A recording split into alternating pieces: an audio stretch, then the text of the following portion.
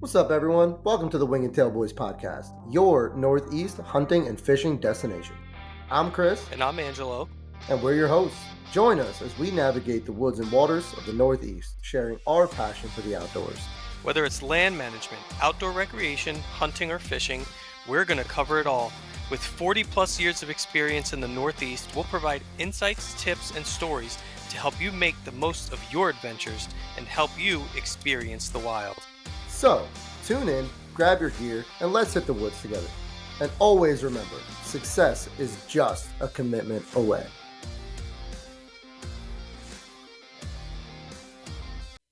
What is going on, guys? Welcome to another episode of the Wing and Tail Outdoors podcast.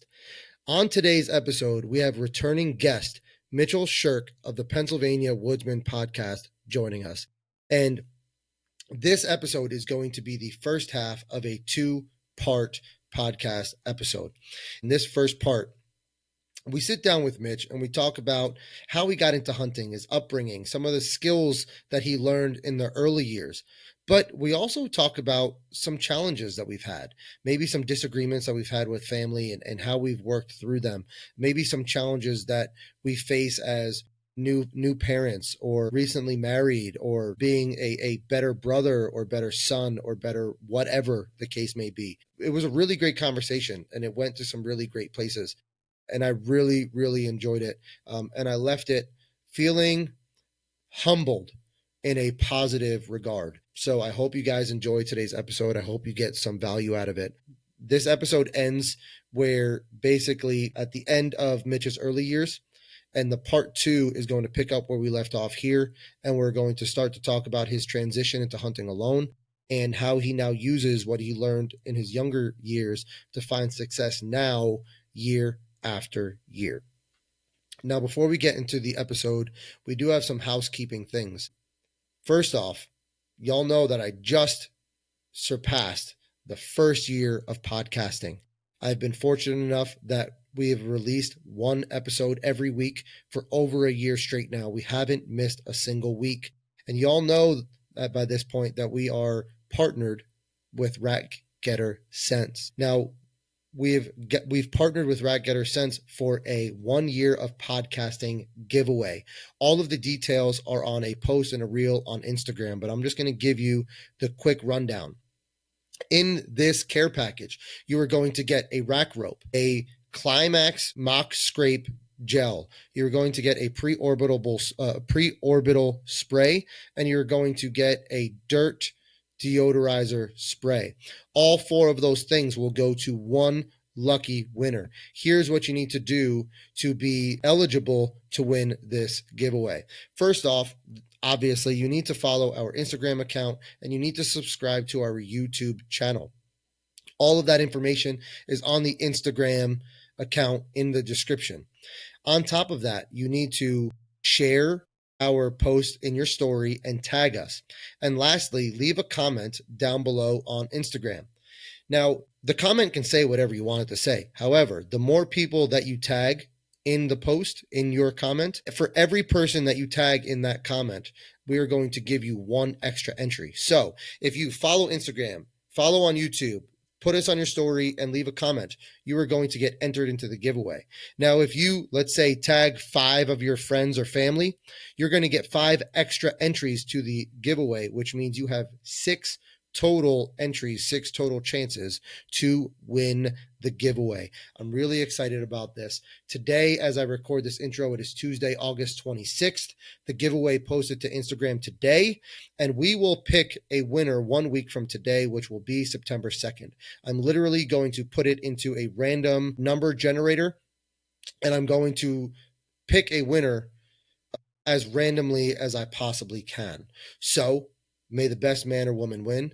Best of luck to you. And I want to thank you so much for 1 year of support. We aren't going anywhere. I can't wait to see what the next year and years after bring for this podcast.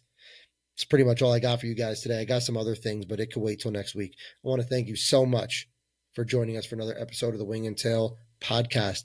The Wing and Tail Outdoors podcast, where success is just a commitment away. Have a great week and enjoy today's episode. Without further ado, Mitchell Shirk, ladies and gentlemen. Wing and Tail Boys podcast is brought to you by Truth Sticks Custom Arrows. Built with Fire Knock technology, Truth Sticks Custom Arrows simply fly flatter, spin faster, and improve arrow efficiency downrange. With 2 signature arrows for the compound bow and a signature crossbow bolt, they've got something for everyone. If you're ready to take the guesswork out of archery and take the best performing arrow into the field, then check out Truth Sticks Custom Arrows at wingandtailoutdoors.com and experience the truth of arrow flight. Welcome back to the podcast, guys. Today we have returning guest Mitchell Shirk of the PA Woodsman podcast. How you doing today, buddy? I'm doing well. Thanks for having me, Chris. Absolutely. It's always a great time getting together. If you could, real quick, for the listeners who maybe don't know who you are, could you just give them a quick recap of who Mitchell Shirk is? Yeah, I'm from Southeast Pennsylvania. I'm the host of the Pennsylvania Woodsman podcast on Sportsman's Empire. I've been doing that since May of 2021. And I'm a diehard deer hunter, turkey hunter, bear hunter, basically every big game we can here in the Northeast. Pretty active in food plots. I'm a field agronomist for row crop farmers, and yeah, I'm just pretty full circle. Hunt private, hunt public, hunt whatever I can, whatever I have time for. But I love it all and enjoy it. Fantastic. That's a great intro there. Now, I did tell you to bring a beverage of your choice if you wanted to. Did you happen to bring a beverage with you today? Yeah, water, scotch and water. Hold the scotch. Nice. Scotch on the rocks. Hold the scotch.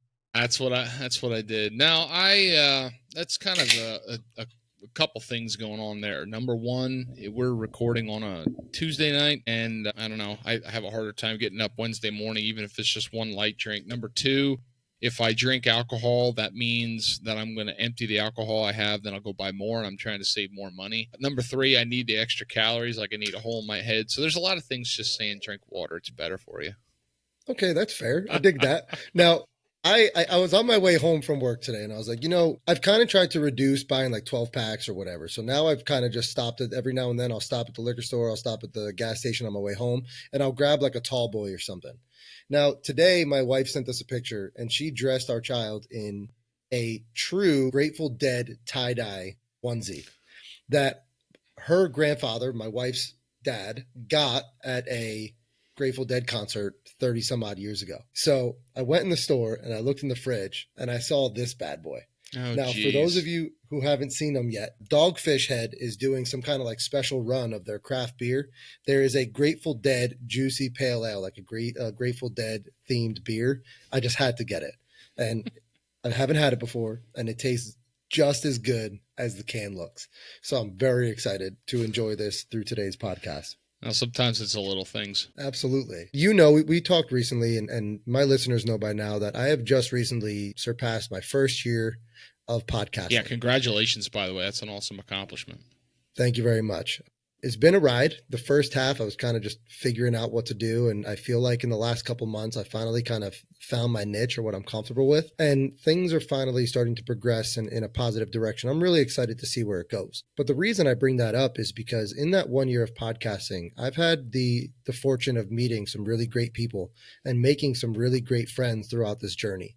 And you happen to be one of them. And in this past weekend, we got to enjoy the 100 shoot over at Griffin and Howe in New Jersey. And not just with you. The day before, I was able to shoot with Brian Melvin of the Timber Life Outdoors and some of the guys that are part of his group.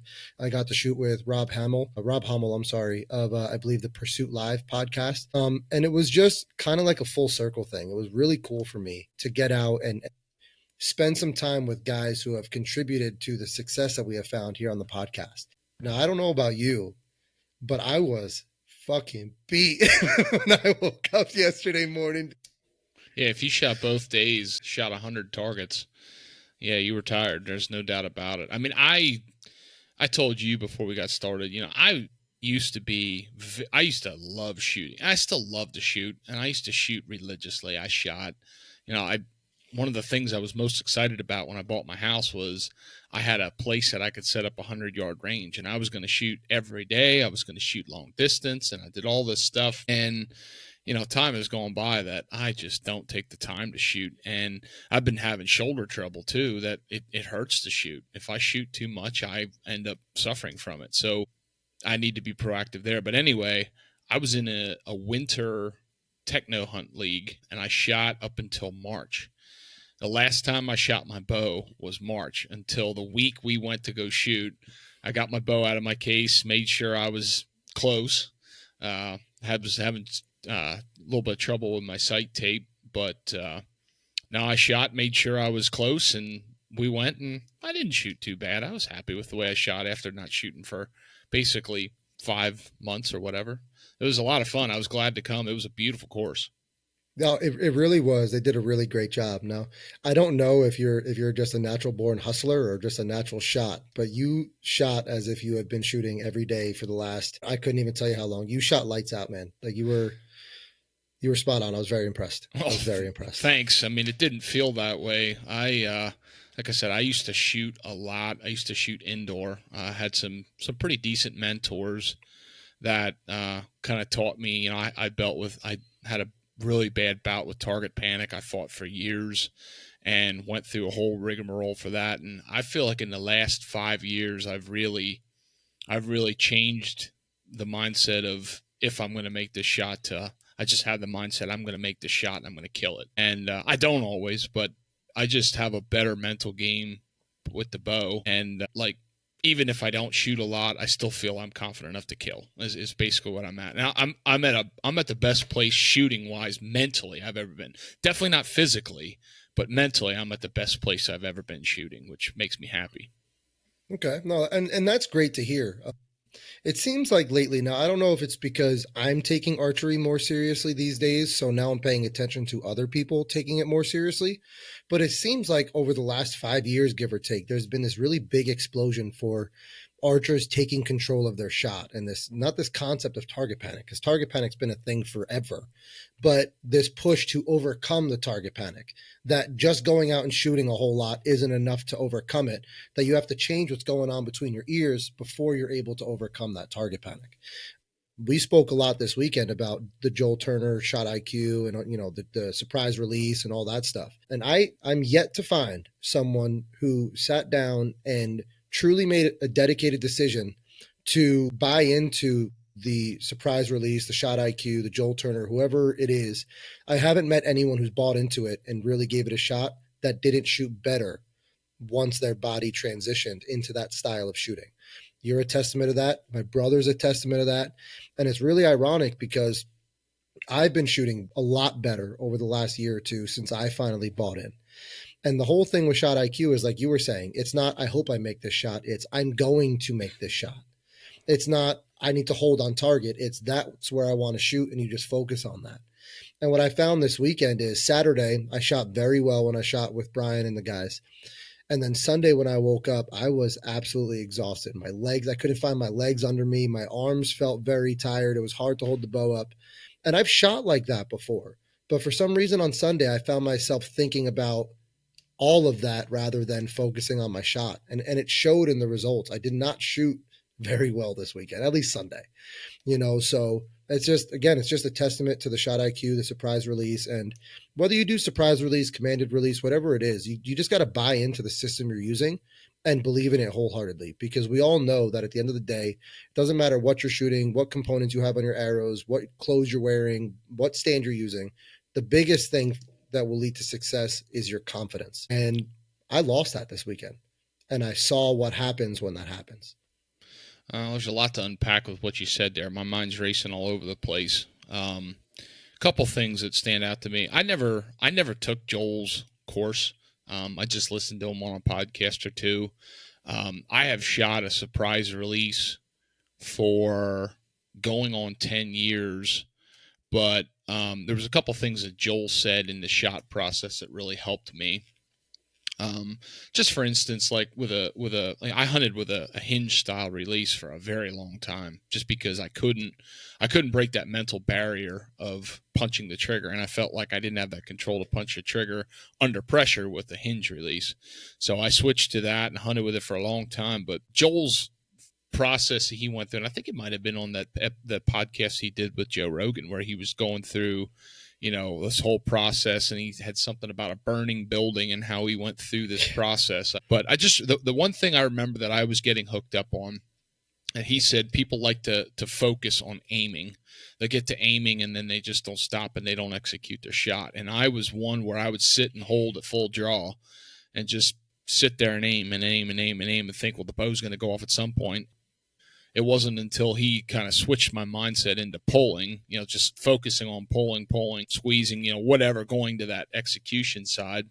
And it sounds simple when he says it, but it's really not if you're not thinking about it. I was always just focused on relaxing my body, relaxing my front half, a little bit of tension on the back half, and just be calm, be patient, and the bow's going to go off eventually. And so Joel helped me a bunch of that. But no, I think another thing you said too about being comfortable, I was as guilty as anybody for years in, new equipment, the latest, the greatest, so-and-so markets this, so-and-so advertises this looks like it's better, it's an improvement. And, you always think you're going to one-up yourself in equipment. And I have to say there's a line somewhere you got to draw for yourself where equipment is not going to make you a better shooter. In fact, I shoot, for the fact that I don't practice as much as I want, my muscle strength isn't there. I shoot way better than I did 10 years ago when I was changing stuff all the time. And part of that is because I've shot the same bow almost 10 years, and I've found a setup that I'm comfortable with, and I stick with it, and I don't change. I've changed very, very little about it. And I think it's, feeling comfortable and confident. If you're changing stuff all the time, you add so many variables to the equation that you're going to second guess everything. If you change one variable at a time, and that's with anything in life, if you change one variable at a time that you can measure, it's going to give you time. But I think we get impatient. We got to try this and that and this and that. And like, maybe on the surface, we don't realize it, but deep down we know there's too much to unpack here when we're changing a lot of stuff. So anyway, I've shot the same bow setup for a long time, and that has helped me drastically to be a killer. Oh man, and I can't agree with you more. I've seen it over the last couple of years. I don't remember if we talked about it this weekend or not, but over the last 3 years, I've had 3 different bows. Every time I've gotten a new one, I've gotten it within 2 months of the season. And by the time the season came around, I had it sighted in, the string was stretched and blah, blah, blah.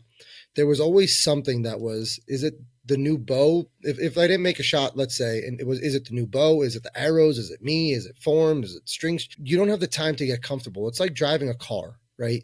If you go out and you buy a new car every month, which who's got the money to do that these days? But if you go out and buy a new car every month, you're never going to get used to the gas pedal. You're never going to get used to the brake, how to feather it, and how to drive it smoothly. Yep. I'm seeing that right now. I just got a new truck recently, and the gas pedal is so much more responsive than my old truck.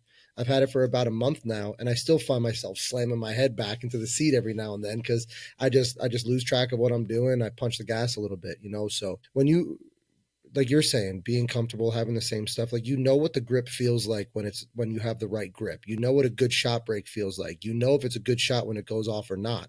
You can't have that if you're buying a new bow every year. Right. And that's my big gripe these days with bows, the new bows being released in September and October.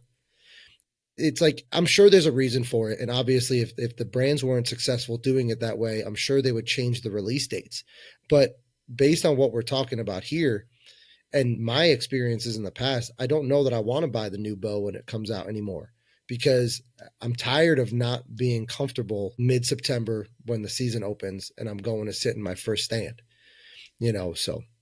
That's neither here nor there. But I've been in your shoes. I know exactly what you're saying. And at the end of the day, what the heck does it freaking matter? The bow shoots an arrow, and the arrow is going to kill the animal. And if you're not putting it where you need to and you're not feeling comfortable, what are we doing? And that's been – I'm saying that because I've done the exact same thing you have and struggled. And it took some bricks on my head to get it through my thick skull that you need to do something different in order to be more successful. And I think it's part of just maturing in anything and what you do and learning from what works and what doesn't work. There's some people that, like the industry pros, they get a new bow every single year and they set it up and they go shoot it. I think they get used to that system. Early season is so close in much of the Northeast, and fall food plots are on the minds of many. When it comes to food plot seed, Vitalized Seed has to be at the top of your list. Their multi-species blends work together to build your food plots from the soil up, starting with the 1-2 punch of Nitro Boost in the summer and Carbon Load in the fall. This combination helps to balance the carbon to nitrogen ratio and replenish nutrients in your soil year after year. They also offer other blends like Premium Clover Plus with oats and chicory, an annual clover mix, and a brassica mix if that aligns better with your management plan. In addition to their seeds, they have a wide selection of organic soil amendments to help tilt the odds of success in your favor. So if you're still in the market for some food plot seed this year, head on over to vitalizedseed.com to see everything they have to offer. I haven't bought a new bow for a long time. I kind of have a little bit of anxiety thinking about getting a new bow just because with the process of setting it up and broadheads and blah, blah, blah. But anyway. Now, I will say this, and we could end it on this and roll into what we want to talk about today. But this year specifically, like last year, I got a new bow for whatever reason. This year, I actually have a specific reason for it. As you know, I joined you on your podcast not too long ago, and we had like a nice conversation about arrows and stuff. And this year, I've been trying to test something. We've been talking a lot on this podcast about how the farther above 280 feet your arrow is traveling, the more of a chance that you have to run into issues in your arrow flight. But you also retain more energy downrange. You have better penetration. And also with the arrows that I'm shooting, I'm trying to shoot a very, very balanced arrow. The ones I was shooting this weekend are at about 7% FOC. So what I'm trying to do is I'm trying to test a theory that it's not just FOC that gives you good penetration. It's overall arrow weight. A balanced arrow can penetrate just as well. And speed doesn't kill if you know how to set your stuff up right. So the bow I was shooting last year was only hitting about 260 feet per second. My goal was to try to hit 300. And the problem is I'm a short draw. I'm a 27.5-inch draw length on a good day. So I don't have a lot of room to work. So the only way to gain some extra speed was either to reduce the weight of my arrow, which kind of defeats the purpose of the testing I'm trying to do, or get a new bow. And luckily, yeah, I'm running into all these problems, but I went from a 412 grain arrow to a 432 grain arrow. And with this new bow, I've gained about 40 feet per second. Wow. So it for what I'm looking to do, it was a good move. It was a good trade-off. Just, I got to get used to it. So Absolutely. Hopefully something incredible doesn't come out next year, because I got to get used to this bow now. Fair enough. So Mitch, this is, I've started a new series lately where we have, it's called the Northeastern Hunter Snapshot Series. It's long-winded, but essentially the goal here is to try to showcase hunters from the Northeast, spanning from Maryland up to Maine, including Pennsylvania, some people from Ohio, possibly. But I feel like the Northeast doesn't get enough love. Like when people think of big deer, they think Ohio, they think Iowa, they think Kentucky even sometimes. But Pennsylvania, maybe Western Pennsylvania a little bit, but when you think of Jersey, when you think of New York, when you think of New Hampshire, some people don't even really associate those states with hunters. And my goal with this podcast series is not only to change that theory, but to also help hunters from our region kind of figure it out along the way. So what I would like to do with you today is kind of get your intro into hunting, start from, the young Mitch days, and kind of work into today, and get an idea of how you started, where you are now, and how you used your whole journey to find success. You start thinking about that. That's a lot to unpack, and I'll try to keep the condensed version of that. So I grew up in a hunting family, and I can't describe it any other than I was born to hunt. I mean, if you look at any picture of me when I was a little kid, before I could remember, before I could walk and talk, it was always hunting. It was always deer. I had my toy guns or whatever. I just wanted to hunt. And the stories that family will tell me of how I was when I was little, it's just, I was born to hunt. My dad hunts, but he's not into hunting the way I'm into hunting. So I drove him nuts. Now his brother is, he and I are molded image in what we were interested in hunting. So as a kid, I used to drive him nuts too, because I'd chase him and ask him questions and want to go with him. And he tells stories of, he said, I've taken kids out hunting. He said, I never took a kid at your age. I think he said it was 4 or something, 5. He said, I never took a kid out hunting that just sat still and sat quiet the way you did. I loved it. I always did. I always have, and I probably always will. So with that, I had a great mentor. And with that mentor, I also had some good places to go hunting. I remember, I started going out, in rifle season with my dad. He'd take me out the first day, he'd take me out on Saturday. I started going with him somewhere in that 7, 8, 9 age range. I think I was turkey hunting with him before. He'd take me out in the fall. He loved the fall turkey hunt. Kind of did that on through with hunting. And then I ended up shooting my first deer when I was 11. And I've been hunting ever since. And I picked up a bow at a young age. I started archery hunting when I was 12, fell in love with it. And it was every waking moment I possibly could to do anything with hunting. I wanted to do it. And in some regards, I'm still that way, but it's, times have changed. A lot has changed over the years, but I shot my first buck when I was 14 years old with a bow. And, I've had a lot of awesome hunting experiences ever since, but it all stems from Pennsylvania. I've not hunted many other places. I've hunted Virginia, New Jersey, and then I've gone on I went on an elk hunt in Montana, which was awesome. And that's about the extent of the locations that I've gone hunting. Maryland, I went turkey hunting in Maryland once, but that's about it. But yeah, I never really, I have small game hunted, I have waterfowl hunted, and I enjoy all those things. But I grew up from a little kid, I was going deer hunting, I was going turkey hunting, and I loved it, and I still love it today. That's awesome, man. And there's a lot to unpack there. Now, I'm kind of similar. Well, I won't say similar. You've actually traveled and hunted a lot more than I may even ever be able to dream to do. Up until, I don't know, last year. No, that's a lie. Up until about 5 years ago, when my dad bought our family some property, I only ever hunted in the states I lived in. When I lived in Jersey, I hunted Jersey. When I went to college in Pennsylvania, I hunted Pennsylvania. When I moved to New Hampshire, I hunted New Hampshire. But once I started this podcast and we got this property and all that stuff, I kind of started to branch out. And I've been doing more hunting in the New Jersey, Pennsylvania, New York area. Someday I would love to travel out west.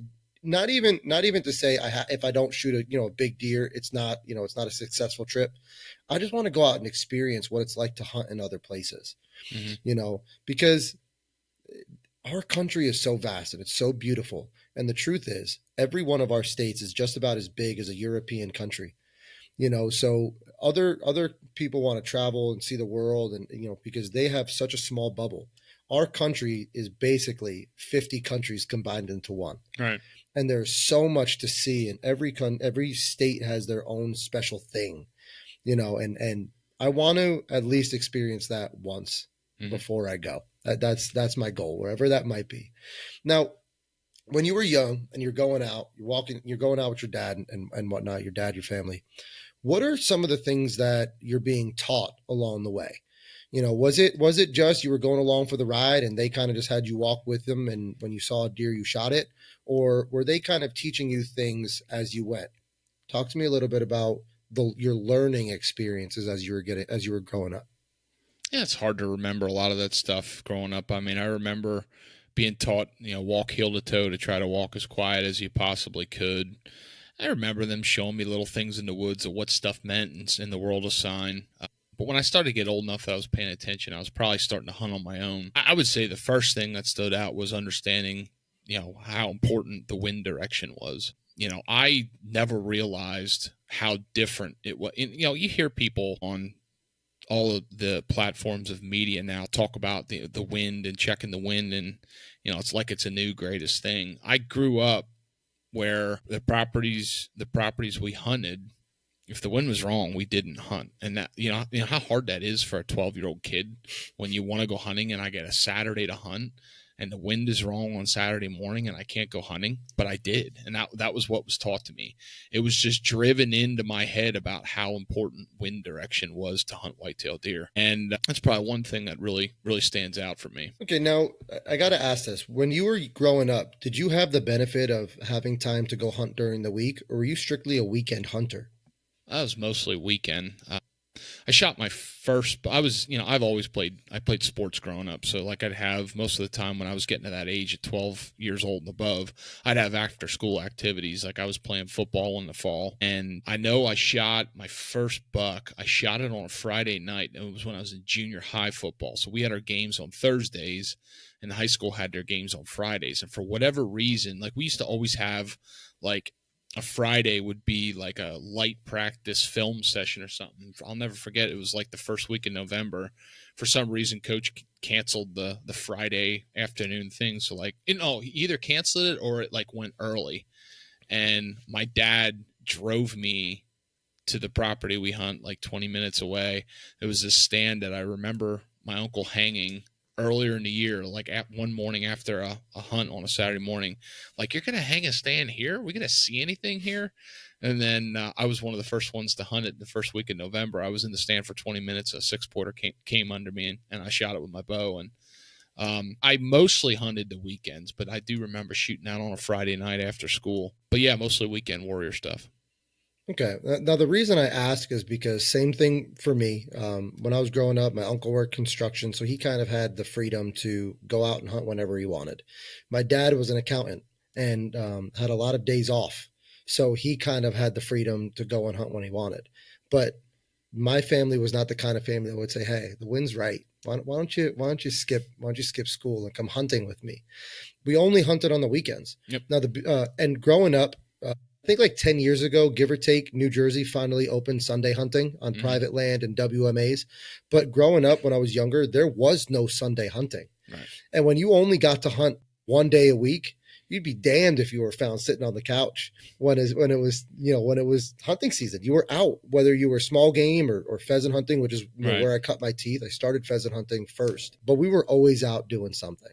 Now, I tell this story all the time on this podcast, and I'm sure that my listeners are tired of hearing it, but I don't care. I'm going to share it with you. When I was younger, I didn't really have the educator to teach me how to hunt. My uncle, my family, like my mom's side of the family, hunted for decades in Italy, in Argentina. They moved here. They hunted here.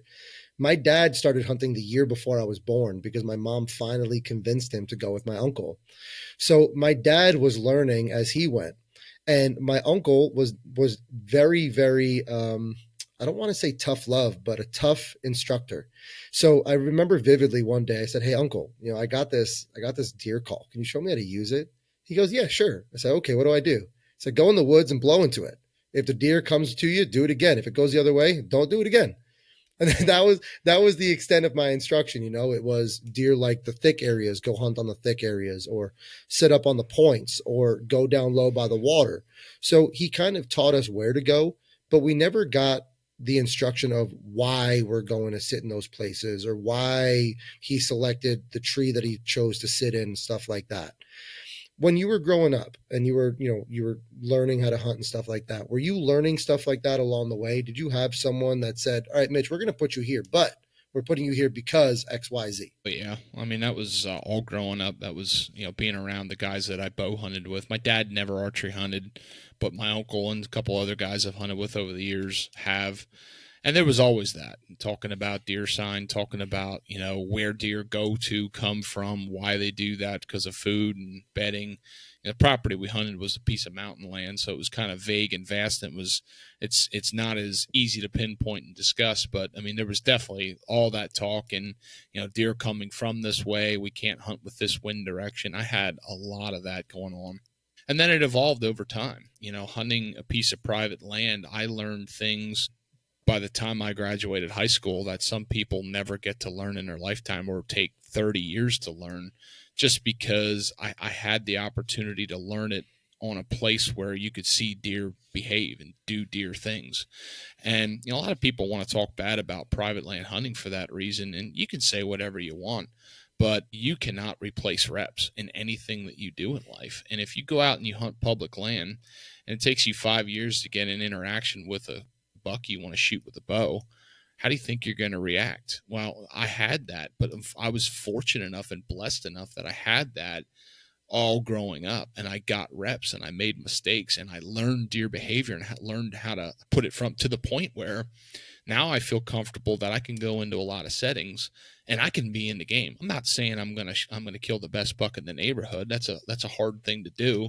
I think we dumb it down sometimes in this media that that's just an easy thing to do, and you have the missing link, and you have to do this and do that. And the older I get, the more I don't think hunting is like that. The more I think hunting is time, patience, and common sense. And that might sound vague to a new hunter, but it put time in. Don't quit, and you'll understand what I mean one day. But I can't replace that learning experience of being in a place that had deer that people weren't messing with, and I could see how deer would behave, and I could learn from that. And that's taken me many places in the world of deer hunting, and reading sign, understanding hunting pressure, understanding food habits.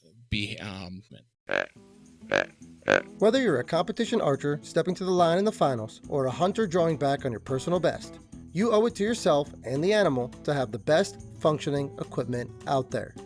That's why when it comes to bow or arrow components, the Wing and Tail boys pick Fire Knock products every time.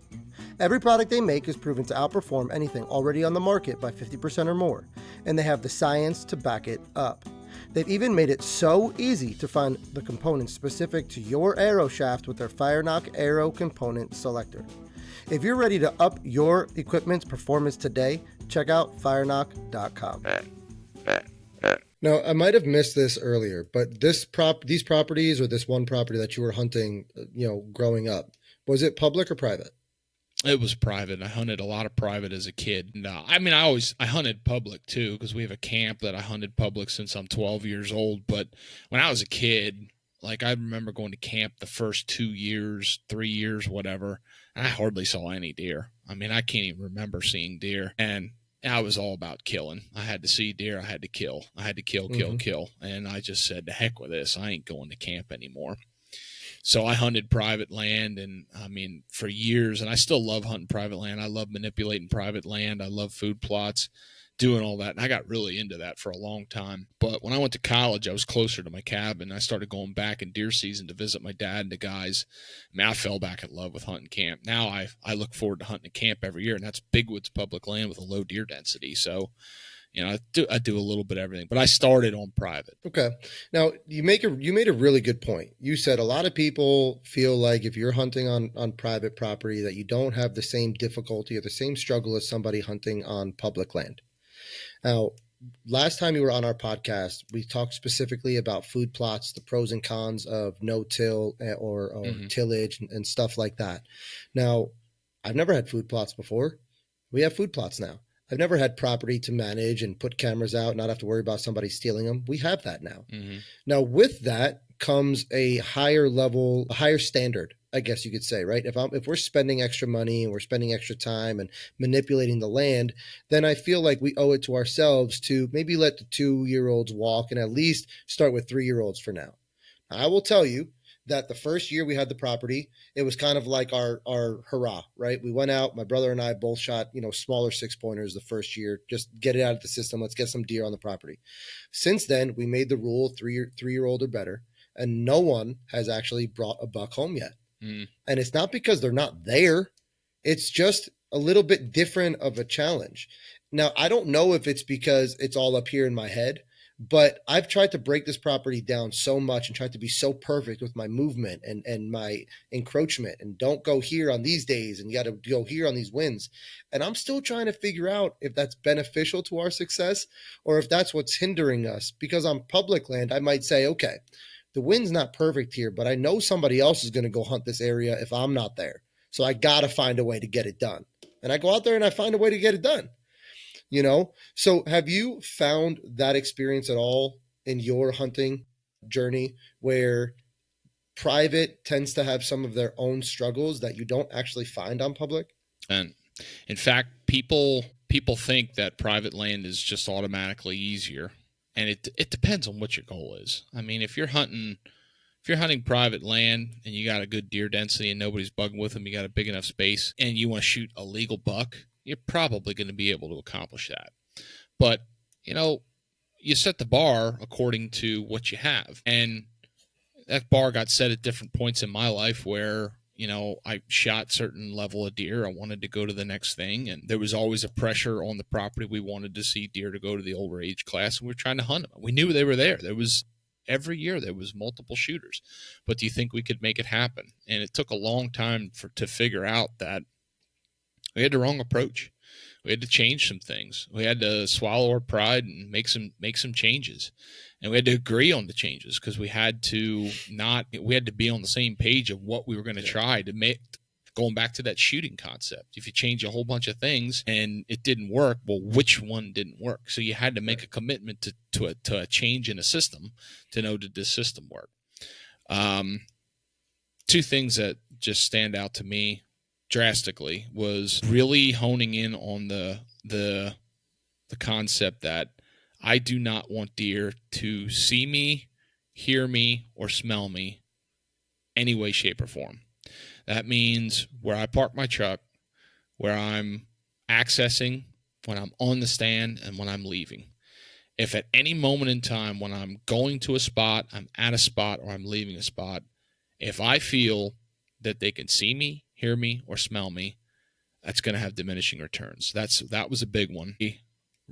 Tried to cut back on the amount of driving that you do on the property I was at. I think there's some variables to that one, but just to lay out the property. It was a mountain property with dozed roads through it, and there was infrequent traveling with ATVs and trucks and stuff like that. And for years you drive the roads, and you'd see there'd be deer alongside the roads, and they'd hunker down, watch you go past, and you think, wow, it doesn't bother them that you're driving these vehicles and stuff. And somebody finally threw something at me, said, how many times have you seen a mature buck that you're after do that?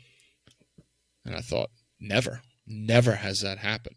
So that was an aha moment. And there's a lot of disagreements in how to manage that, but I look at the point where if it is extreme, it worked. The last thing, and probably the most important thing, and I could probably talk for hours on this one because there's so many nuances, but the biggest one for me was hunting food plots.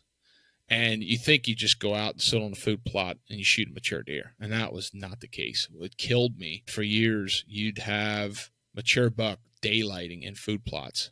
And you'd go there and the wind was, technically right. And you go sit there and you wouldn't see him. And there was times where you thought, well, it was just, bad luck he didn't come out that night. No, it wasn't, because it would happen so many times where they'd be out another night shortly after. And we figured out that the wind was swirling that much in the locations we were going, and we were getting winded. We were getting busted in access. We were not leaving, the food plot. We didn't have a food plot screen. It was just little things that were just bumping the deer. And I learned from somebody that if you create a food plot, you are attracting a large number of deer to a specific location that's a food source.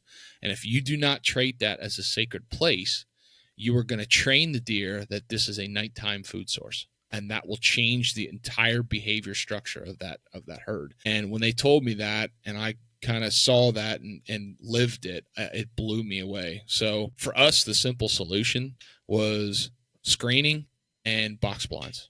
Box blinds, again, another thing that people say, oh, big rich man's thing. Well, the box blinds that we used were homemade. It was milled lumber that was built, try to make as cheap as possible. And then we used a company called Deer View Windows, built really quality windows and frame it up with those, but they had good gaskets. And then we sealed the inside of these things, foam, plastic, whatever we could do to try to seal your scent in. And I mean, it just changed the game. The amount of interactions that we saw with deer, and it was all as simple as, if the wind swirled, you think about it. I'm talking about a solid piece of woodland, mountain ground, whatever. and then you doze a food plot out. This isn't farm country. There's rolling hills, there's undulation, and then you doze out a field, and you think about the same height of trees across the landscape. Well, when the wind blows through that, it's just like when water flows over a waterfall and it drops down into a hole. What's that water do? It kind of back swirls a little bit. The wind does the same thing, and it just creates like this toilet bowl effect in those openings. And, there's so many times you check the wind, we're good. And then it just swirls a little bit. I've had doe come out in those food plots when we were on tree stands, and she'd come out and she'd feed a little bit, and all of a sudden she'd just whip her head up after 2-3 minutes of feeding, and she was out of there. And that just happened so many times. So hunting the wind and understanding thermals better and just treating food plots sacred, that changed the game. I mean, like I said, when that light switch flipped, I felt like I put a lot of pieces of the missing links together. I don't have it all figured out, but that was a big one for me. So that was a long-winded answer, but. No, I got you, and I appreciate it. Now, you got a little taste of what I'm about, the scenario that I'm about to enroll here. You got a taste of it yesterday or Sunday. The hardest thing for us is the research is there. There are people who have been managing hunting properties for decades who have proven results year after year after year, property after property after property. What I find the hardest thing to do is to convince everybody within your group, your circle, everyone who's involved in the property to be on the same page. Specifically speaking, I find that it's the older generation who has such a hard time, for lack of a better way to put it, to get out of their set ways. Now, you heard my dad talking about this on Sunday because I keep telling him to not smoke cigars in the woods. Stop smoking cigar in the blind. You're on the biggest food plot that we have in the middle of the property. And the worst thing that could have happened last year happened. He had a beautiful broadside shot at the biggest deer any of us have ever had a shot at in our lives. So how did you go about, or was it even an issue? Let's start with that. Did you have any struggles with convincing, let's say, the older generation or the previous generation, your dad, your uncle, your family, that the way you were doing it was hindering your success and that changes need to be made to reach that level of success you were looking for? Man, you're hitting all the nails on the head because that's a big one, and that's a sensitive topic. It's an important one, and I'm going to open up and talk about that. So I shared all that stuff about the next level that we experienced, that I experienced, and interactions and killing bigger deer and everything else. And hunting bigger, mature deer, it's addictive. It's a drug. And I tell you what, it can make you think and do some crazy things. And with that, when you're doing it with people you love, sometimes that can really create adversity. That can create headbutting. That can create differences in opinion. And most of the time when you're family, you can brush that off. You can go, just brush it to the side, or you can manage with it, deal with it, roll your eyes. It's just how Pop is. That's how my brother is, whatever. But sometimes it can take it to the point where it affects relationships. And I'll be the first to say that I let it affect my relationships. In fact, I had too much pride and hubris in the things that I handled and the things that I believed, and it created headbutting and differences. It created a lot of tension amongst people that we hunted with. And, there was definitely a period of my life and time where it stressed me out, and it was sad, and it was frustrating to me because, of course, I was right. You're always right whenever something goes wrong in your head. And I haven't been hunting some of the places I used to hunt now. And in the beginning, it was because I didn't get my way. I wasn't getting what I wanted, and I was going to do something different that was fun. But now, fast forward a couple years, I've learned some things. I've talked with some people, and I've realized that I was so selfish. I let my own self motives drive me to madness and say things and do things and act things that were just not nice, all for a frickin' deer. And I know I am as guilty as anybody that I love whitetails and they're important to me, and I want to shoot the biggest, but I would love nothing more than in my finished basement to have a wall full of Pope and Young, Boone and Crockett type whitetail that I'm addicted to it. I love it. But at the same time, I learned I would trade every single deer I've ever killed to go back and do over the mistakes I've made with the relationships and the people that I have. And, it's not like my life has changed drastically. I've actually learned the positive things, and a lot of those relationships are good now. But it was a learning period for me that you have to draw a line in this game somewhere. When you're doing it with other people, you have got to figure out sacrifice. And you can go into this topic of conversation with any aspect of life, and go in with marriage. If you don't go in with some way of having sacrifice and being okay with things not going your way, this is not going to work. I mean, I think about all the media outlets of people that have bonded together. Hey, we're going to start this YouTube channel. We're going to start this hunting show. We're going to buy this property together. Then all of a sudden, they're just not together anymore. And a lot of the time, there's a difference of opinions. And you got to do one of two things.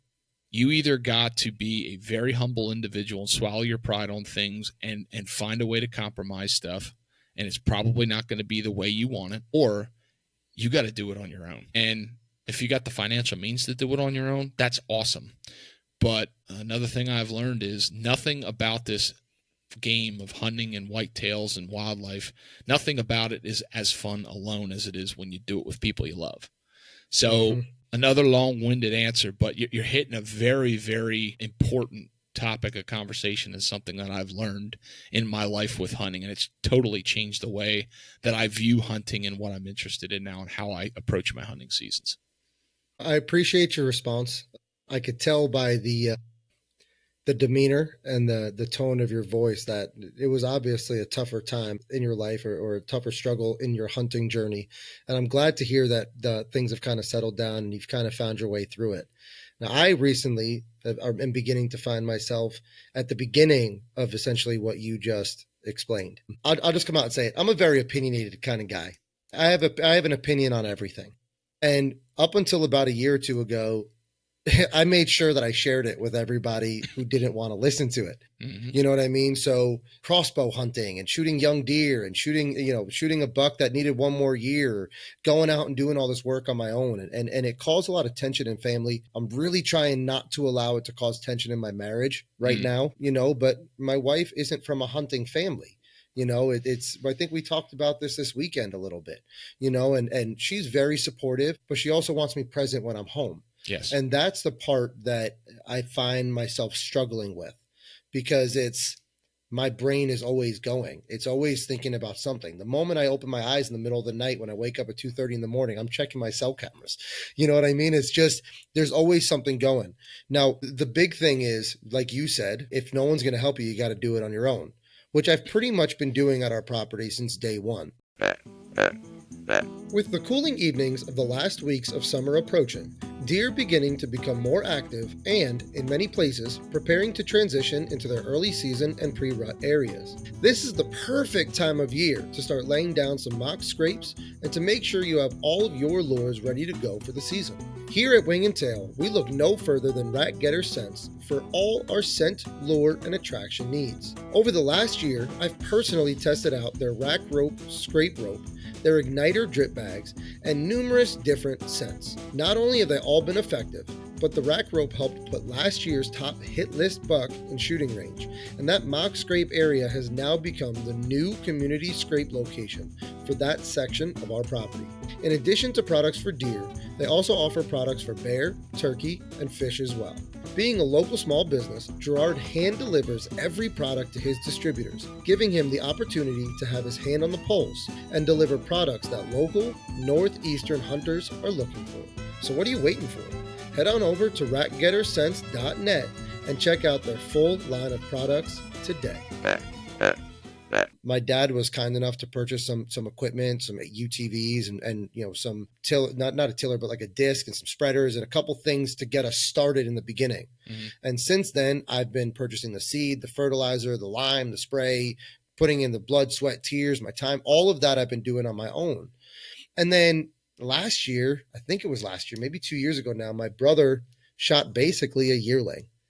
And I vividly remember giving him so much grief for it. And his response was, it wasn't even fun. And as much as in that moment, I remember myself thinking, on one hand, I'm right. He shouldn't have shot that deer. It's young. We said 1 or 2 doe per year. We reached that quota. And on the other hand, my brother, who was going through his own stuff in his own personal life, just did something that should bring joy. And I stripped him of that. Mm-hmm. I kind of feel like an asshole. Mm. You know what I mean? So I try to find the balance in it, right? So to an extent, I do feel like I'm putting a lot of effort into the property and I'm trying to grow this and I'm trying to manage it. And it is for everybody to enjoy. Now, I don't know if this is wrong of me or not, but part of me also feels like I should have a little bit extra. What I mean by that is I might go so we use Cuddy Link cameras on our property and everybody has access to the account. So, when the picture's taken, everybody gets the same picture. But I have a couple of my own cameras out on the property that aren't connected to the Cuddy Link system. Now, when I get a big deer on that camera, as of late, I've been sharing it with people, but I am doing some things on the side that I'm doing for myself. Now, I don't know if that's a good thing or if that makes me a bad person. Maybe saying it out loud makes me feel like I'm withholding some information, but at the same rate, I try to share the stuff. So I'm trying to find the balance in that, because my dad is now 60. Let's see, my dad was born in 58. My dad just turned 67. Mm-hmm. God willing, he's around for another 30, 35 years. But do I really want to spend the next however much time he has left in the woods arguing about things and it needs to be my way and this is how it has to be? Like, now that I'm a dad, it sounds crazy and everybody said it was going to happen, but I have a completely different perspective on life and what's important and priorities. And like you said, do I want to shoot a whole bunch of popey young deer? Do I want a whole wall behind me full of deer? Absolutely. But is it worth what I may have to lose to get them? Fuck no. Absolutely not.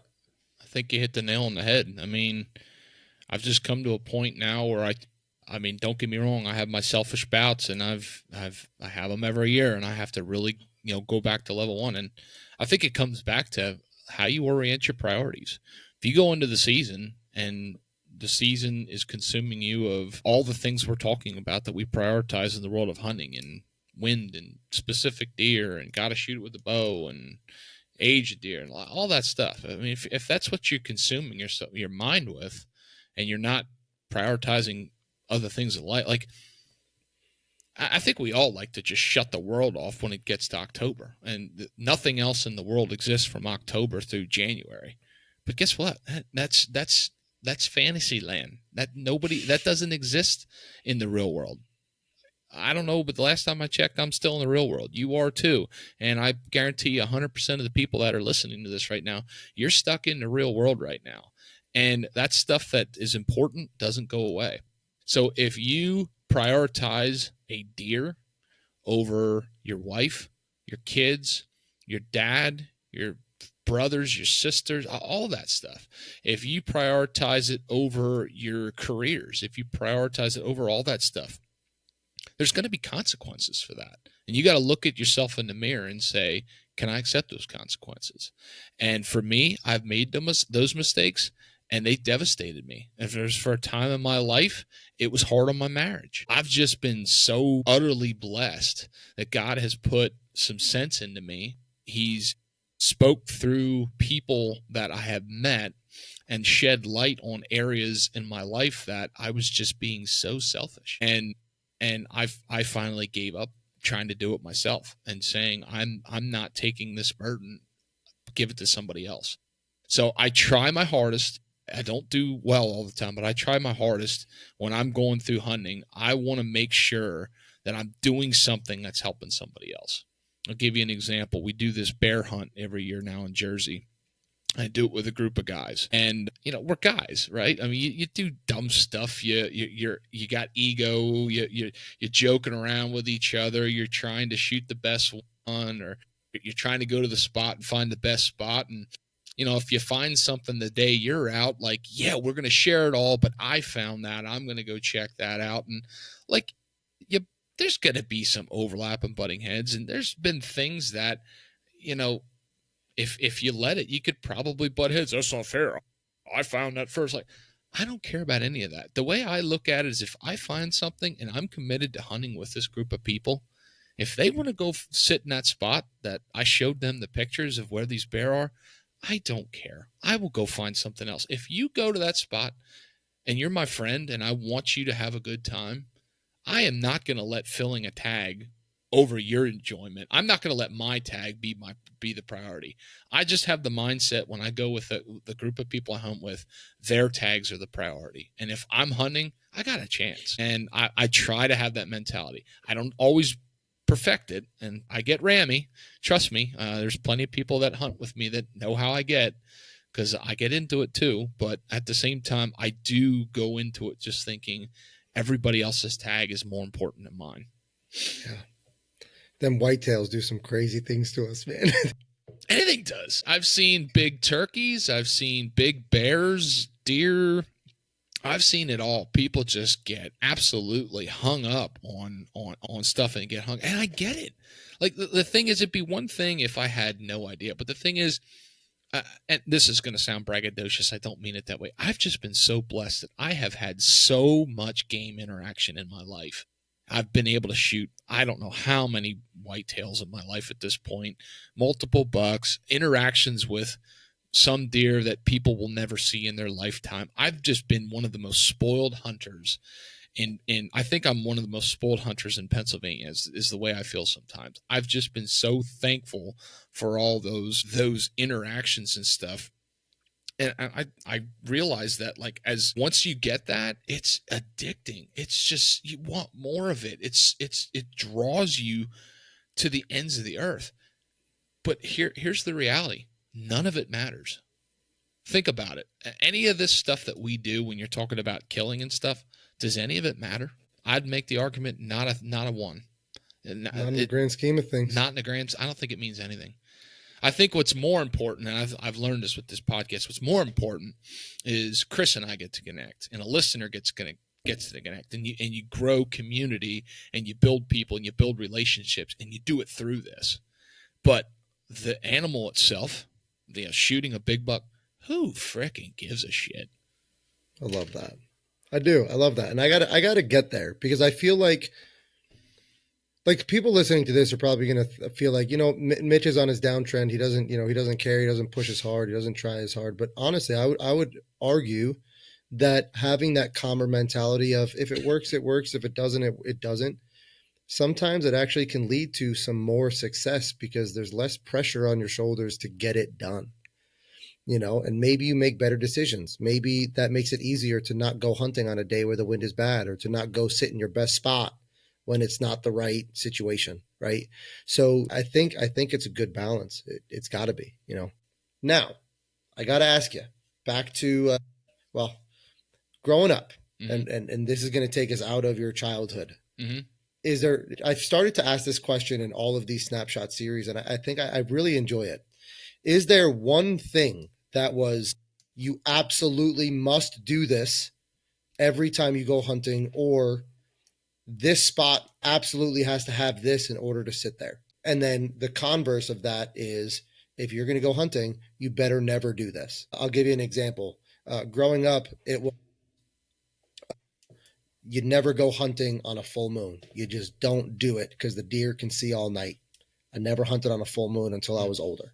So is there anything that you absolutely had to do every time you went hunting? Is there something that you absolutely got crucified for doing if you did it? I think I'd still go back to the wind conversation. I mean, a lot of the antics of moon phase, weather phase, my mentors had a different mindset, and to the point where he would kind of just say, people like to talk and they like to believe things, but have they actually experienced it? And, he was somebody that had as much bow hunting whitetail experience out of anybody that I've ever met. And, I always respected his opinion. So when it came to some of the weather changes and moon phases, and there was none of that, and I think to this day, I think he's the same way, but it was always wind. If the wind is right, you're good. But if you're doing something wrong when the wind is wrong, that's not good. You don't do that.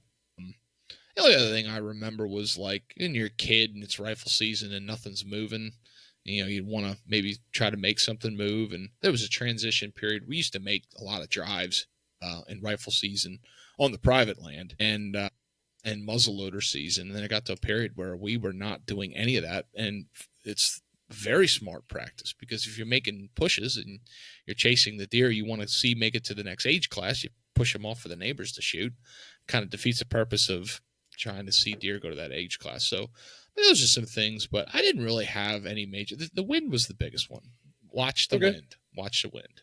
I gotcha. And it's ironic because you learned that at a young age, and I'm just now in the last couple years really getting serious about watching my wind. I've always been serious about scent control, but I never really thought about what the wind was doing for or against my scent, because I always thought that my scent control was good enough. Yeah. Now I realize you can't beat a deer's nose. I think you could fool a deer's nose. I think you can make a deer feel like you're farther away than you actually are. But I don't think there's any way for a deer to be downwind of you and for him to not know you're somewhere in the direction you are.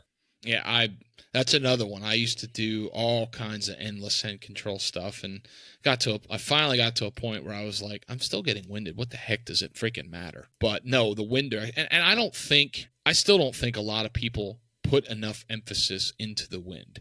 I know a lot of people that they're like, oh yeah, the wind direction, you got to watch the wind direction. They understand that, and they understand, oh yeah, that deer's getting downwind of me. They're probably going to smell me. I bet you, in today's group of hunters, I bet you 80-90% of the hunters that would take the poll would get that and understand that. It is a very, very small amount of people that take that concept and then they're disciplined to hunt by it. Not just, well, the wind is out of the south and it's kind of wrong here, but well, I still have an opportunity that it could come this way and it won't hurt anything. No, I'm saying if the wind is wrong, you don't hunt. And if you're in the stand and the wind is good and the wind switches, to be disciplined enough when it's getting close to prime time in the evening and you're expecting the deer you're going to hunt to come out and the wind switches and stays off, to get the heck out of there. I can't tell. Very few people do that. People talk about the wind and they want to be big and macho about how important the wind is. There are very few people that actually hunt by the wind. There's a difference between watching the wind and hunting by it. I have been in numerous cases where I have seen that come to fruition. I will never forget, came home from college, and this is back to the days of weekend warrior stuff and trying to hunt when you could. We had mature buck opening week of the season coming out religiously, and the wind was forecasted to be right. We got there, it was right, and it's one of those feelings like you're like, this is going to happen. And all of a sudden at 5:30, you hear a deer blow in the direction that the wind is supposed to be coming from. We check the wind and it's blowing that way. What the heck? Checked it 2 minutes later, blowing that way. Pulled the phone up, switched the forecast prematurely, and the wind was switching. And there I am. I was so anxious to hunt. I only get so much time to hunt, and we got the heck out of there. And you know what? It was the best thing we could have done, because a week or two later, we killed one there.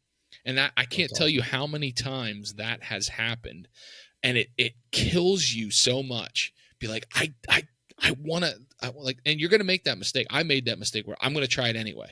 And you get busted. And you go, you dumb idiot. Why would I stay there and fight through that? No, you got to be disciplined and say, this isn't right. And that's all part of learning. I mean, I was fortunate enough because I had a mentor that taught me that. And I learned it at a younger age. And even though it was hard, I learned it faster than he learned it because he taught me. And that was a big one. That's a really big one.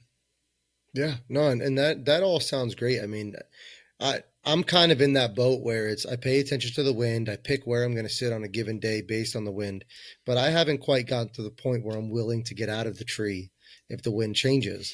Now, we talked about this. I think we talked about this when we did our podcast conversation or our food plot conversation, last year. Our biggest problem is the only access we have to our property is from the northwest. And we all know that the dominant wind comes out of the northwest. So just about every time we get onto our property, it's a bad wind. So I don't know what to do in that situation, because by the logic or the right way to do it, we would only have 1 or 2 days a year to hunt the property. And we didn't spend all this money on a property just to hunt it 1 or 2 days a week. Yep. So we have to find creative ways to figure out how to get it done. Now, you were talking earlier about how you try not to drive your vehicles on the property. We're the opposite. We try to drive our vehicles on the property as much as we can, because if a deer hears a vehicle regularly and then we're driving those UTVs onto the property the days we want to go hunt, maybe they smell us, but they're not as put off because they're used to those vehicles and the smell coming from those vehicles. So I don't really know what to do. And I've said this before. I'm very grateful for the property, but if we could do it all over again, I would probably recommend to try to find a property with access from the south, personally. But we have what we have. We have really great stock on our property. Our 3-year-olds are really, really nice 3-year-olds. We just have a really hard time getting them to 4 or 5 right now because our habitat isn't conducive to holding deer that are mature. It's very open. The later into the season you get, the less cover we have. And we all know bucks don't like the open, and bucks don't like to share property with too many other deer. So those are some of the challenges that we face on our property. And even with all those challenges, like I said earlier, we had a shot at the biggest deer any of us have ever seen in the woods last year. So even when you don't have the perfect scenario, there are ways to get it done. Absolutely. Now, I will be honest, there's a whole lot more that I want to get to with you. We've only just scratched the surface. We just got out of your childhood. And I really wanted to try to move into kind of the transition from hunting as a kid to hunting alone, and then now how that's transitioned into hunting and finding success now. But I know you're a dad. I know you have responsibility, and I don't want to keep you for another hour. So would you be interested in joining me again, either later this week or next week, to continue this conversation for a part 2? Yeah, absolutely. That sounds like a plan. Yeah, man. I would love that. Now, I am going to close out this podcast, and I'm going to let you go before I do that. But would you be kind enough to close us out in prayer before I let you go? Oh, yeah, absolutely. Thank you. Sure. Fantastic. Let's do it. Gracious Father, I thank you for this opportunity to be sitting here and having a conversation with a friend through a podcast over the computer, and to be just chatting about something we love. And God, I know at this point in the conversation that there's people that are listening with us, and I want to pray for them. God, I ask that the people listening here, wherever they come from in their walk of life, whether it be job, family, their hunting career, anything like that, God, I pray you watch over and bless them, that you guide and direct their paths in directions that are in which Jesus Christ walked on this face of this earth, that are loving and caring and conscientious of those around us, that we live this life not for ourselves, but for those around us in love and ultimately for you. I just thank you for this passion that we have in creation, this passion of bow hunting, deer hunting, anything, just that bond that we have over it. I could pray you continue to strengthen those bonds through the Wing and Tail podcast, through the Pennsylvania Woodsman, through all these forums, and whether it just be the camp atmosphere that these listeners have, God, I ask that you strengthen those relationships. And most of all, God, I pray you watch over and keep us safe in this upcoming season. I thank you for this conversation, and I pray that it touches the lives of somebody out there. And it's your name we pray. Amen. Amen.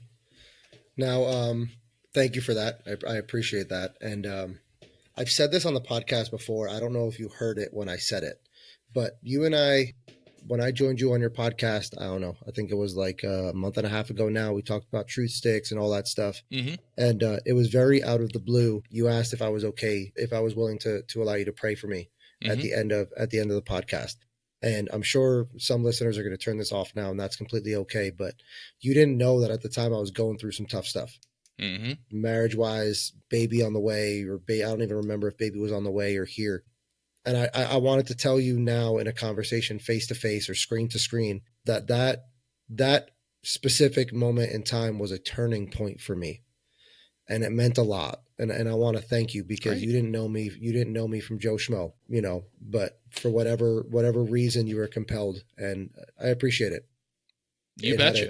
It had a huge effect, and things have, honestly, it's crazy to think, but things have kind of been on the uptrend for me ever since that specific moment. Awesome. So now that we're face to face, I want to thank you for that. You're welcome. Don't thank me. Thank the good Lord, because he's the one that saved me. Absolutely. I'm starting to learn that. And one of these days we'll have a conversation, but I had something happen in my life in the past that really very quickly put me on a course that led me away from him. Mm-hmm. And I have since been trying to find my way back, I guess you could say. Sure. And I finally, I got it. I figured it out, I think. And maybe not, I haven't figured it out, but I figured out where to start.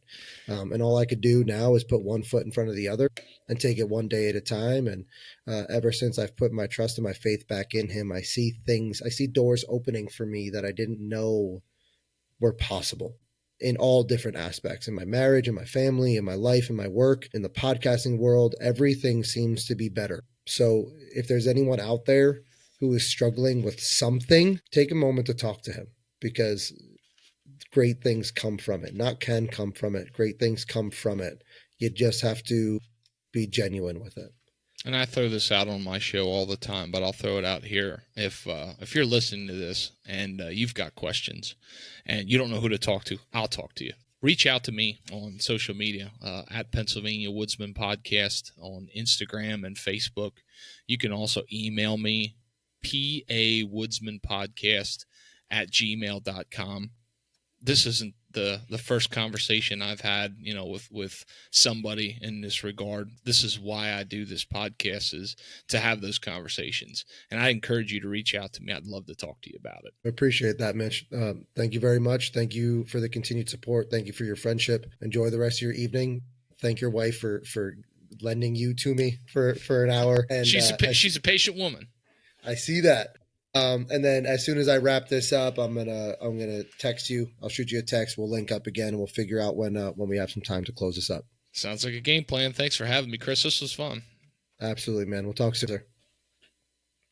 All right, guys. So there you have it. For those of you who are still with us, thank you very much. I get it. Sometimes you get spiritual and people don't want to hear that and they turn it off, and that's completely fine. I'm not here to judge in that aspect. So if you're still with us, thank you very much.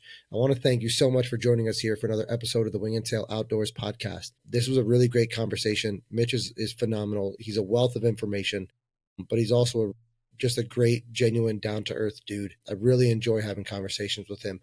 Like you heard him, if you guys want to hear more from Mitch, or you want to reach out to him, you can find him at the Pennsylvania Woodsman on Instagram, pawoodsman@gmail.com, I believe. And his podcast is the Pennsylvania Woodsman on the Sportsman's Empire Network, the same network that the Wing and Tail Outdoors podcast is on as well. You guys know the drill. If you like what you heard today, if you got some value out of it, go on to the bottom. Leave a 5-star review. Let us know what you thought. Let us know if there's a guest that you want to hear, if there's a topic that you want to hear spoken more about, whatever it is. I want to hear it. I'm here for you. I want to give you the information that you want to hear. Just a reminder to head on over to the Instagram account, Wing and Tail Outdoors. We have a giveaway for our 1 year of podcasting, a Rat Getter Scrape Kit care package. I'm really excited for that. This episode will drop on Thursday, August 28th, and we will randomly select a giveaway winner on Tuesday, September 2nd. God bless, guys. As always, thanks again for joining us. And until next time, remember, success is just a commitment away. Have a great day.